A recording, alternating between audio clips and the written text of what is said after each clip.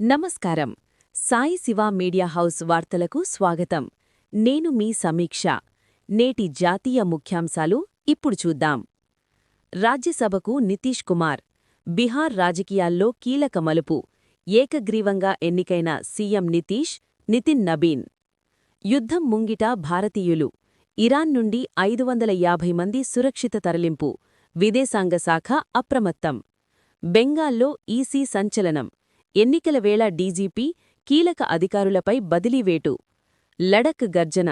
రాష్ట్ర హోదా కోసం పూర్తిస్థాయి బంద్. రోడ్లపైకి వేలాది మంది ప్రజలు. కేంద్ర ఉద్యోగులకు గుడ్ న్యూస్. డీఏ పెంపుపై నేడు కేంద్ర కేబినెట్ కీలక నిర్ణయం. ఇప్పుడు వివరాల్లోకి వెళ్తే బిహార్ పాలిటిక్స్. రాజ్యసభకు నితీష్. రాజ్యసభ ఎన్నికల్లో ఎన్డీఏ క్లీన్ స్వీప్ చేసింది. బిహార్ ముఖ్యమంత్రి నితీష్ కుమార్, బీజేపీ నేత నితిన్ నబీన్ రాజ్యసభకు ఏకగ్రీవంగా ఎన్నికయ్యారు. దీంతో నితీష్ కుమార్ తన సీఎం పదవికి త్వరలోనే రాజీనామా చేయనున్నట్లు రాజకీయ వర్గాల్లో చర్చ నడుస్తోంది. ఇరాన్ ఉద్రిక్తతలు. భారతీయుల సేఫ్ ఎగ్జిట్.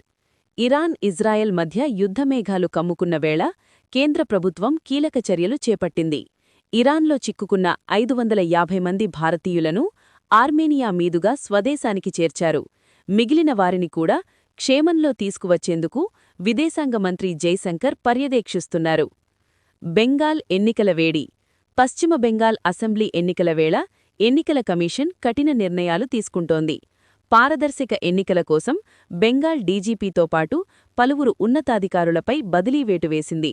మరోవైపు బీజేపీ 144 మంది అభ్యర్థులతో తొలి జాబితాను విడుదల చేసి ప్రచారాన్ని హోరెత్తిస్తోంది. లడక్ బంద్.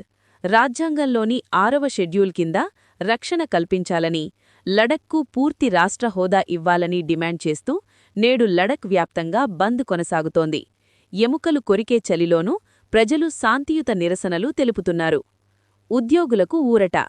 హోలీ పండుగ కానుకగా కేంద్ర ప్రభుత్వ ఉద్యోగులకు డీఏ పెంచే అవకాశముంది. ఈరోజు జరగనున్న కేబినెట్ సమావేశంలో దీనిపై అధికారిక ప్రకటన వెలువడే ఛాన్స్ ఉండటంతో లక్షలాది మంది ఉద్యోగులు ఆశగా ఎదురుచూస్తున్నారు. ఇవి నేటి జాతీయ వార్తలు. మరిన్ని తాజా అప్డేట్స్ కోసం చూస్తూనే ఉండండి సాయి శివ మీడియా హౌస్. ఈ వీడియో మీకు నచ్చినట్లయితే లైక్ చేయండి, షేర్ చేయండి మరియు మా ఛానల్ని సబ్స్క్రైబ్ చేసుకోండి. ధన్యవాదాలు.